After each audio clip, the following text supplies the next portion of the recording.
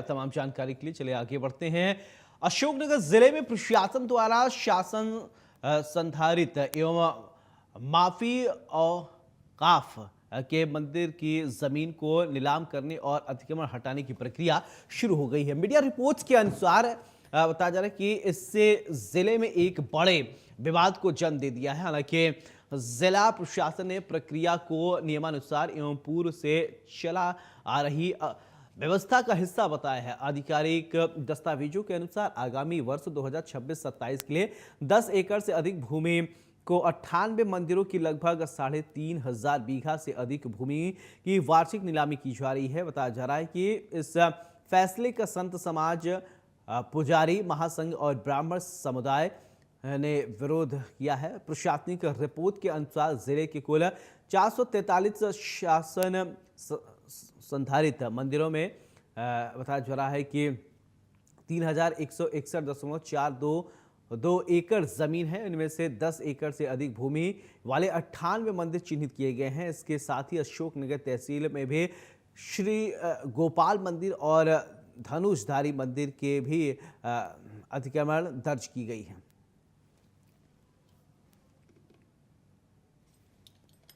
धर्मस्व विभाग के ये पूर्व के निर्देश हैं, इसमें कोई नवीन निर्देश नहीं है। धर्मस्व विभाग के निर्देश हैं कि किस प्रकार से जो शासन संधारित मंदिर हैं जी, उनका प्रबंधन किस प्रकार से किया जाए। और धर्मस्व विभाग का जो डिटेल सर्कुलर है ये तो काफ़ी पुराना है, एग्जैक्ट डेट वो सर्कुलर मैं आपके साथ शेयर करूँगा तो उसमें आप देख लेंगे। और 2023 में फिर से उनको जो धर्मस्व विभाग है उसको फिर से उसको रीसर्कुलेट किया था कि इसके अनुसार से कार्रवाइयाँ की जाएँ।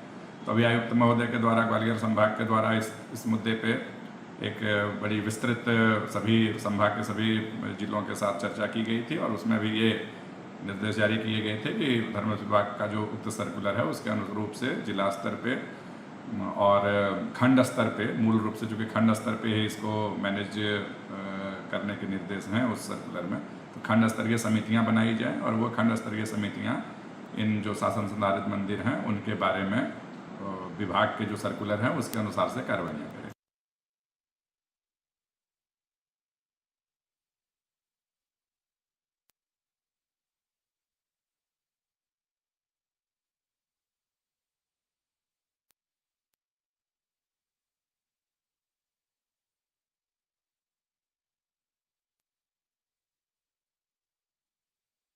के साथ मेरे साथ जुड़ रहे हैं हितेन, पूरे मामले के बारे में विस्तार से समझाएं और बताएं।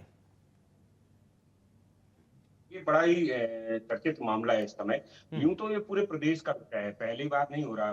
कल कलेक्टर अशोकनगर ने इसको लेकर बहुत स्पष्ट कहा है कि धर्मस्व विभाग जमीनों की नीलामी का ये काम लंबे समय से करता रहा है, मगर इस बार सरकार ने कुछ गाइडलाइन तय की है और उस गाइडलाइन में जो 2-3 नई चीजें की हैं उसमें ये है कि सारे के सारे मंदिरों को पहले जो है एकीकृत किया गया है, उनकी जो है जानकारी जुटाई गई है और उस जानकारी के अनुसार फिर 10 एकड़ से ज्यादा जिन मंदिरों के पास जमीन है उनकी सबकी नीलामी करना है। मगर इस पूरे मामले में जो सबसे बड़ा पेच ये है कि अशोकनगर जिले के कह लीजिए या प्रदेश भर के कह लीजिए, उसमें लगभग 30-40% मंदिर ऐसी हैं जिनमें अभी पुजारी नहीं है या जिन्हें अपूज्य जो है श्रेणी सरकार ने रखी है वो है। और जो नीलामी का क्लॉज है उसमें ये क्लियर कर दिया गया है कि बिना पुजारी की सहमति के या उस कमेटी में बिना पुजारी के जो है ये नीलामी नहीं होना। तो ऐसी स्थिति में प्रशासन के पास इस समय बड़ी जद्दोजहद की स्थिति है कि आनन फानन में इसी महीने में शुरुआत करनी है नीलामी की और उन्हीं मंदिरों में जिनमें पुजारी नहीं है उनमें पुजारी की नियुक्ति भी करना है। तो दो काम तो ये है। साथ ही नीलामी के साथ साथ ग्वालियर कमिश्नर ने भी अपने कलेक्टरों को बहुत स्पष्ट कहा है कि मंदिरों की जिन जमीनों पर अतिक्रमण है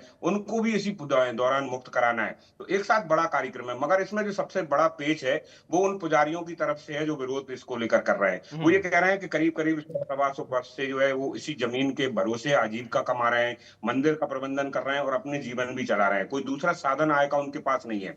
ऐसे में सरकार जिस तरह से ये चीजें करने वाली है उसमें भी एक फिक्स रेट 2,000 रुपए रखी गई है, तो वो भी उसको लेकर भी असहमति है। मगर जो इसको जानने वाले लोग हैं या इस कानून को लेकर जो समर्थन कर रहे हैं उनका ये कहना है कि इससे एक बहुत स्पष्टता आएगी, क्योंकि इस नीलामी से जो पैसा इकट्ठा होगा, वो पैसा जो है तहसीलदार और मंदिर के पुजारी के संयुक्त खाते में होगा और उसका भी एक नियम अनुसार ही खर्च किया जाएगा मंदिर के विकास में या श्रद्धालु की सुविधाओं में। व्यक्तिगत स्तर पर इसका जो है खर्च नहीं होगा, क्योंकि अशोकनगर की ले लीजिए या प्रदेश भर में कुछ ऐसे बड़े बड़े मंदिर हैं जिनके यहाँ हजारों बीघा जमीन है, मगर उनसे होने वाली आय का अभी तक कोई संधारण नहीं होता था, कोई खाता नहीं होता था। किसी तरह का जो ट्रस्ट है उनमें भी इसकी हिसाब किताब नहीं था या जिम्मेदारी पूर्ण आर्थिक लेन देन नहीं थी। तो उन सबको ठीक ठाक करने के लिए ये बड़ी व्यवस्था इस बार सरकार ने की है कि 10 एकड़ से ऊपर की सारे मंदिरों की जमीन जो है उनकी नीलामी होगी, गांव के स्तर पर होगी। तहसीलदार इसमें एक कमेटी बनाएगा, गांव स्तर के जो मैदानी लोग कर्मचारी हैं उनके नेतृत्व में पुजारी के साथ होगा। तो दोनों तरह की चीज है, एक तरफ इसे सुधारवादी आंदोलन भी माना जा रहा है, पर